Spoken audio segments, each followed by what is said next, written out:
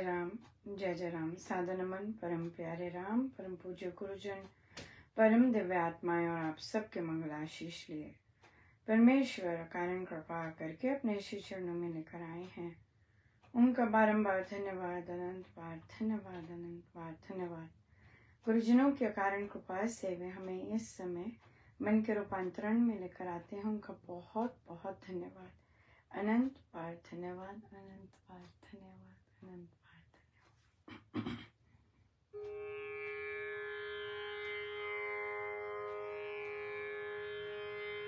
हुन लुट लो नसीबा वालो, राम नाम दे लुट पैर।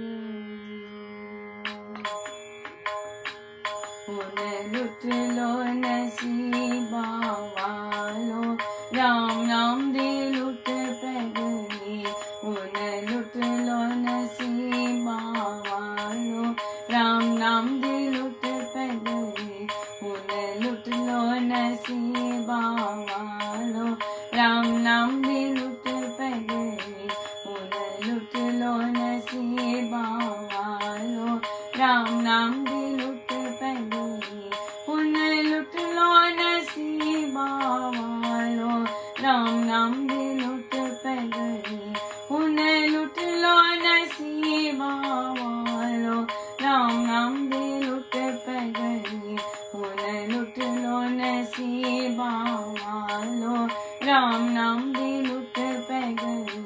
हुन लुट लो नसीबा वालो, राम नाम दे लुट पैगनी। हुन लुट लो नसीबा वालो, राम नाम दे लुट पैगनी। हुन लुट लो नसीबा वालो, राम नाम दे लुट पैगनी। हुन लुट लो नसीबा वालो, राम नाम दे लुट पैगनी। हुन लुट लो नसीबा वालो, राम नाम दे लुट पैगनी।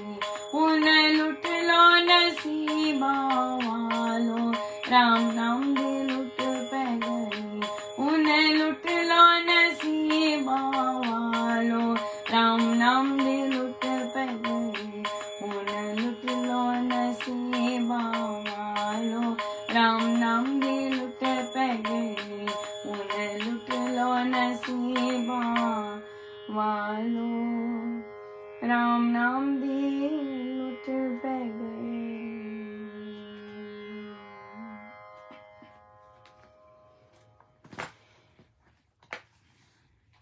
श्री कथा प्रकाश जी, पृष्ठ 471 पांचवा प्रसंग। मनुष्यों में यदि दान बलिदान का भाव ना रहे तो उनका संसार कंटकाकीर्ण, संकट संकुल, विपत्ति स्थान और दुख का घर बन जाता है। काशी धाम पर एक बार सुदूर देश से आकर एक दुष्ट राजा ने आक्रमण किया।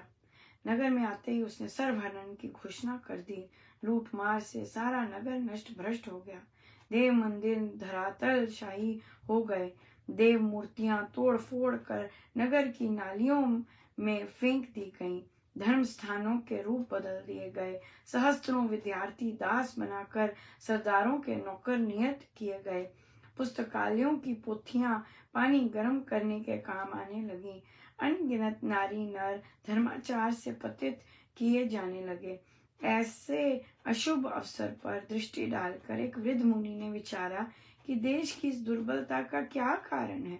उसको दिव्य वाणी हुई कि जग नियंता की नियति में अन्याय नहीं है। इस देश पर अनर्थ अन्याय इसलिए हो रहा है कि यहाँ के मनुष्य दान बलिदान के धर्म को नहीं पालते। इस युग के हिंदू आर्यों का सनातन दान बलिदान कर्म छोड़कर निरे निराशावाद के विचार बन गए हैं। वर्णों के कर्मों में, वीरता के भावों में, लोकहित की रक्षा में तथा समाज सेवा में ये पाप की कल्पना करते रहते हैं। इनमें परस्पर भारी भेदभाव है। ये सुगठित नहीं है। ये भक्ति तथा शक्ति धर्म को नहीं मानते, ये केवल कल्पनामय निराशावाद रूप वेदांतवाद में उलझे रहते हैं। सर्वदृश्यमान जगत को मिथ्या और नहीं नहीं कहकर इन्होंने अपने गौरव को, जातीय जीवन को, जाति के अस्तित्व को और अपने आत्मा भाव को नहीं में ही कर लय कर दिया है। इनका व्यवहार, इनका आचार, इनका आहार और इनका विचार सब भ्रम मूलक है। शास्त्र धर्म के अभाव से ये योग्य नहीं रहे कि भारत भूमि के भाग्य का विधान इनसे बन सके। क्या है? सबसे पहला क्या बोला? क्यों इन पे ऐसा अन्याय हो रहा है, तो ऐसा अत्याचार क्यों हुआ? क्यों दूसरे लोग आए और तहस नहस कर दिया?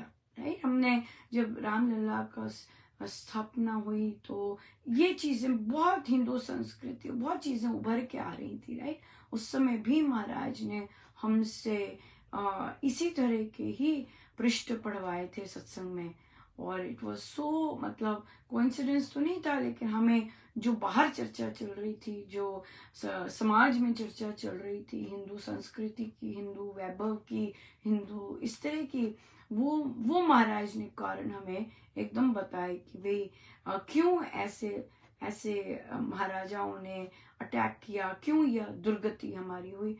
क्योंकि सबसे पहले हम कर्म योग में नहीं मानते थे तब। राइट, हमने कर्म योग में मानना बंद कर दिया था। हमने दान, बलिदान, एक दूसरे की हेल्प करना बंद कर दिया था। फिर हमने दूसरों की रक्षा के लिए, दूसरों की खड़े होने के लिए, दूसरों के उत्थान के लिए हमने काम करना बंद कर दिया था। इस तरह ना, ये चीज समाज में सेवा, ये पाप की कल्पना मानी जाती थी। और भेदभाव हो गया बहुत भारी भरकम, भेदभाव हो गया, गुट बन गए। कोई कहता है ये गलत है, कोई कहता है ये ठीक है, कोई, और फिर क्या हो गया? वीक हो गया। बिल्कुल ऐसा नहीं हुआ कि हम सुदृढ़ होकर खड़े रहें और हमें संपूर्ण रूप से क्लैरिटी हो कि भाई है क्या चीज। राइट, और ये कल्पना वह ये सब हो गया। संगठित नहीं थे।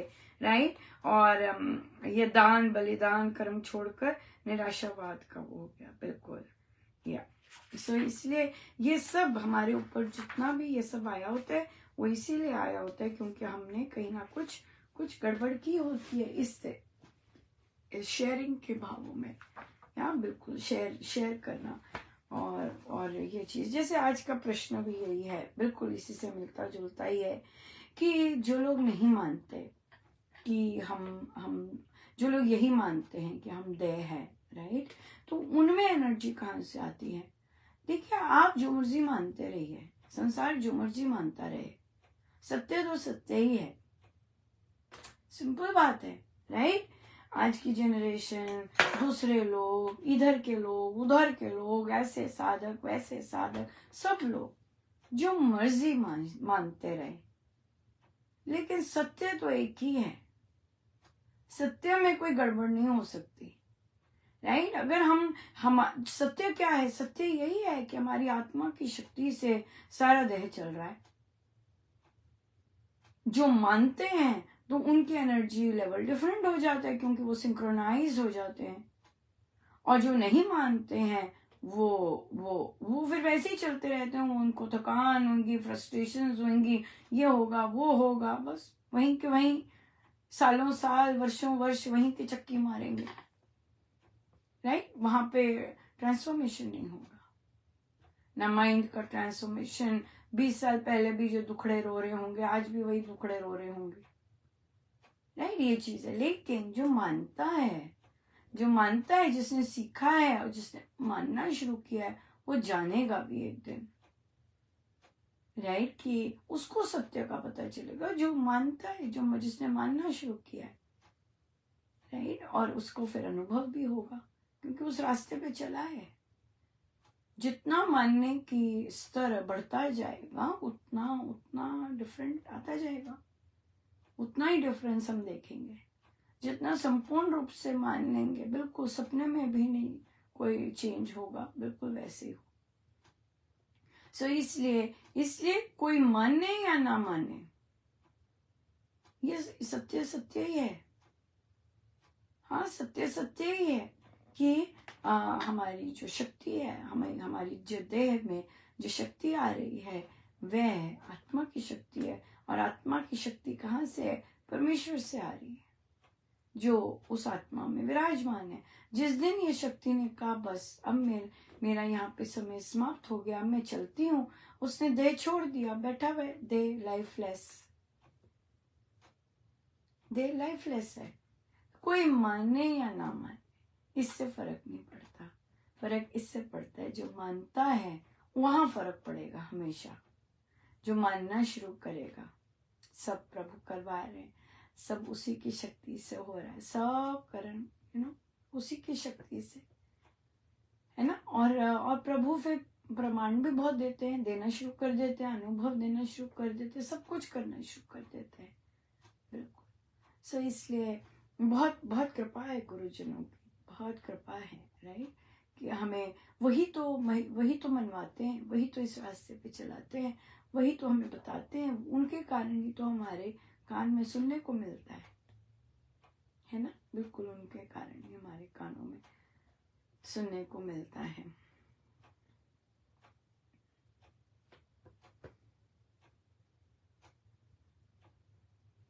एक और प्रश्न आया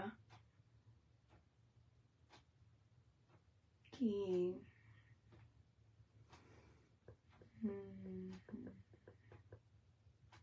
हाँ, महाराज के आसपास होने का क्या मतलब है और महाराज के हृदय में होने का क्या मतलब है?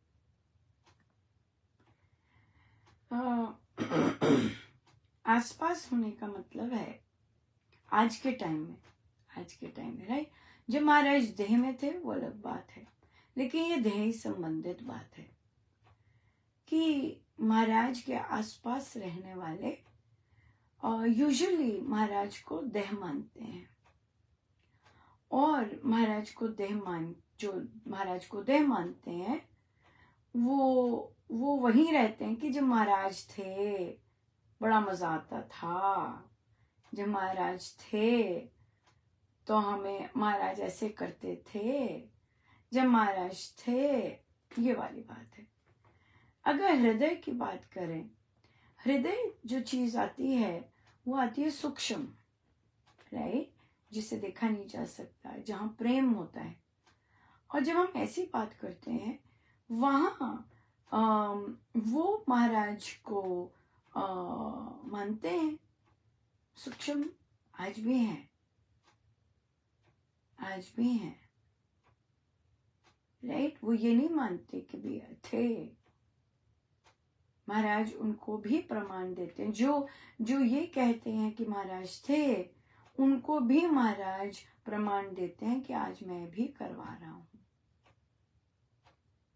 राइट। आज मैं भी आप सबसे यही काम करवा रहा हूँ। सब महाराज है। जैसे मुझे एक विदेश के ही ग्रुप ने, वो बहुत देर से सत्संग चल रहा है पर इनवाइट किया, तो मैं उनका ऑब्वियसली धन्यवाद कर रही थी कि उन्होंने सोचा। उन्होंने कहा नहीं मैंने नहीं सोचा, किसी और ने सोचा, और फिर उन्होंने कहा कि क्यों नहीं आपको बुलाते। तो फिर तो मैंने कहा बहुत बहुत कृपा है। उनका नहीं ये तो सब महाराज जी बुलाने वाले हैं। मैंने कहा बिल्कुल इतने वर्षों पश्चात अगर महाराज ने मन में डाला तो ये बिल्कुल 100% उनकी कृपा है। उनकी कृपा से किसी के मन में आता है, उनकी कृपा से ही कोई और सत्संग मिलता है, उनकी कृपा से ही सब हर एवरीथिंग। बिल्कुल, एब्सोल्युटली राइट, एब्सोल्युटली। सो ये जो चीज है यहाँ पर ये चीज की क्या आ जाएगी, सब महाराज जी करवा रहे हैं। नहीं जी, सब महाराज नहीं करवाना है, सब महाराज का ही हो रहा है। इधर हो रहा है तब भी महाराज का हो रहा है, उधर हो रहा है तब भी महाराज का हो रहा है, इधर हो रहा है तब भी महाराज का हो रहा है, सब महाराज करवा रहे हैं। अब कोई माने या ना माने, राइट, कोई माने या ना माने, इससे कोई फर्क नहीं पड़ता। पर जो करवा रहे हैं उन्होंने तो अपना काम करते जाने, क्योंकि वहां पे तो काम हो रहा है, वहां तो कर्मयोग हो रहा है, वहां तो गुरु इच्छा चल रही है ना। आप मानो या ना मानो, मैं मानो या ना मानो, मैं बोलूं कि हाँ भाई उन्होंने ही करवाया है, आप मानो कि नहीं अनुपमा, महाराज की कृपा बरसी है तभी हुए, तभी दिए, बिल्कुल राइट। तो इसलिए ये मानने की बात है, ये मानने की बात है कि भाई हम ये मानते हैं कि नहीं मानते कि सब कुछ प्रभु से हो रहा है कि नहीं हो रहा। सो आज बहुत सुंदर रहा हमारा, और बहुत ही यूनिक फील्ड ट्रिप था।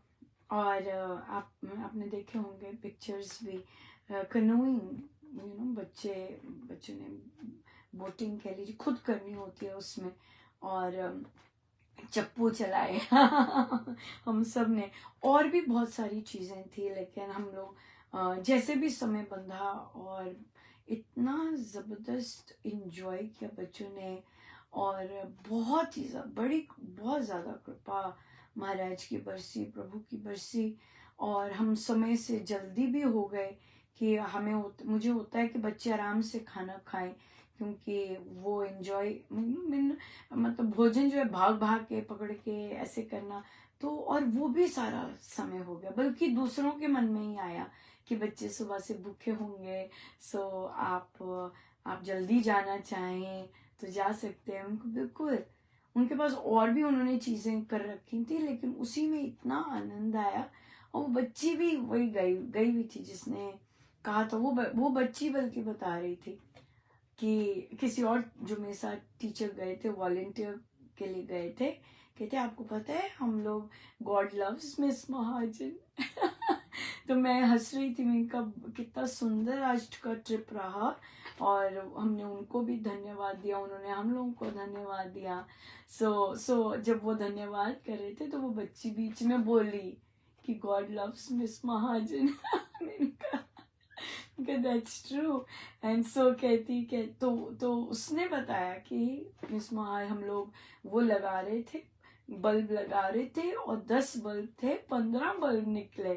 तो वो जो वॉलेंटियर थे उन्होंने कहा देखिए अब किसी और धर्म के, किसी और जगह के कई चीजें बिल्कुल पक्की होती हैं, तो वो उन्हीं की दिखने वाली और उन्हीं की रेस की थी। तो वो बोली कि हाँ देखो, जो देगा उसको मिलता जाएगा, जो कुछ देगा उसको वो चीज वापस मिलती जाती है। सो यहाँ पर ये चीज बहुत ही पक्की चीज है कि आप जैसा बोगे वैसा ही पाओगे, राइट। तो इसलिए बहुत बहुत सुखद रहा, और बच्चों ने खूब आनंद लिया। और वो सब पहनने का, तैयार होने का भी बहुत होता है, फिर खुद धक्का मारना नाव को, और फिर चप्पू चलाने, और फिर बहुत बहुत आनंद में, और भोजन भी बहुत। वहां पे उन्होंने एक और चीज करी, और ये जब भी हम आउटडोर जा रहे हैं तो ये सब में ऐसा करवा रहे हैं बच्चों को। तो अब वहां पर मार्शलैंड था, तो वहां पर बच्चों को कहा अब हम क्या करेंगे, 1 मिनट के लिए, सिर्फ 1 मिनट के लिए बिल्कुल शांत हो जाएंगे, कुछ नहीं आवाज, कुछ नहीं करेंगे, और 1 मिनट के लिए हम सुनेंगे। और कई बच्चे जैसे होते हैं, कई बच्चों की आदत होती है भाषा अच्छी सी नहीं बोलनी, तो वो एक बच्चे ने कर रहे थे, एक बच्ची स्टार्ट करती थी गंद बोलना, तो फिर बाकी जो बच्चे थे वो उसे रिटेलिएट करने में गंद बोलते थे। तो जो ऑर्गेनाइजर ने, ये फिर वही क्लास थी जो पहले भी गई थी, उसने ये मेंशन किया कि हमें कई नेगेटिव वर्ड्स आप लोग बोल रहे थे और इस तरह से। तो फिर मैंने कहा हेलो, हमें पता है कि हम लोग हाँ नेगेटिविटी लेकर आते हैं, राइट, और पर कई लोग, हम लोग पॉजिटिव। जब मैं ये बोल रही थी तब वो बच्ची बोली थी कहा हम लोग पॉजिटिव लोग हैं। सो आप लोग अपनी नेगेटिविटी छोड़कर हमारी पॉजिटिव वाइब्रेशंस में आइए, राइट। अपनी जो लैंग्वेज है, अपनी जो थॉट है, उसको पॉजिटिव जो संगति है सारी उसमें मिलाइए। और आपको पता है कल तक बिल्कुल कुछ नहीं था और आज देखिए हम यहाँ पहुंच भी गए हैं। तो वो बच्ची बोली थी yes because miss Mahajan God loves you. So बिल्कुल। तो और फिर तो उसके बाद क्या हुआ कि जब वो माइंडफुलनेस उन्होंने करवाई 1 मिनट की, अधिकतम बच्चे बहुत सुंदर कनेक्ट कर पाए और सब ट्राई तो कहा था करने को, तो 1 मिनट के लिए बिल्कुल चुप और बहुत सुंदर सा कोई बर्ड भी आया उसी बीच, उसकी अलग सी एक आवाज सुनने को मिली या और पक्षियों की मिली। सो मैंने नोटिस किया उस 1 मिनट के बाद जो वो ग्रुप था जो चिल्ला रहा था और सब कुछ इस तरह कर रहा था, एक दो ग्रुप थे, बिल्कुल शांत हो गए, बिल्कुल शांत हो गया। उन्होंने बाद में कहा कि आप बच्चों को कहा कि आप जरूर ऐसा किया कीजिए और आप थैंकफुलनेस में रहा कीजिए अपने साथ और थैंकफुल होया कीजिए, ये आपके मेंटल हेल्थ के लिए बहुत अच्छा रहेगा। सो उसके बाद बिल्कुल शांत थे बच्चे, कोई हलचल नहीं हो रही, कोई चिल्ला नहीं रहे, बिल्कुल शांत हो गए थे, मानो प्रकृति ने बड़ी कृपा की है ना। इस तरह से उन पर बहुत सुंदर और चुप करके जाते रहे और करते रहे। सो हर बार बाहर जाने का एक बहुत अलग सा अनूठा एक्सपीरियंस होता है, जबकि ठंड थी बहुत, बट फिर भी धूप ठंड में वो एक एक्सपीरियंस बच्चों के लिए इतना नया था। सो बहुत सुंदर रहा, बहुत ही सुंदर। गुरुजनों का ही धन्यवाद करेंगे कि कैसे उन्होंने योग बनाया और कैसे सब कुछ बना, उनकी अनंत अनंत कृपा, बहुत कृपा। आइए हम सीधे होके बैठ जाएं। अपने प्रभु अपने गुरुजनों के श्री चरणों में बारंबार नमन, अनंत बार।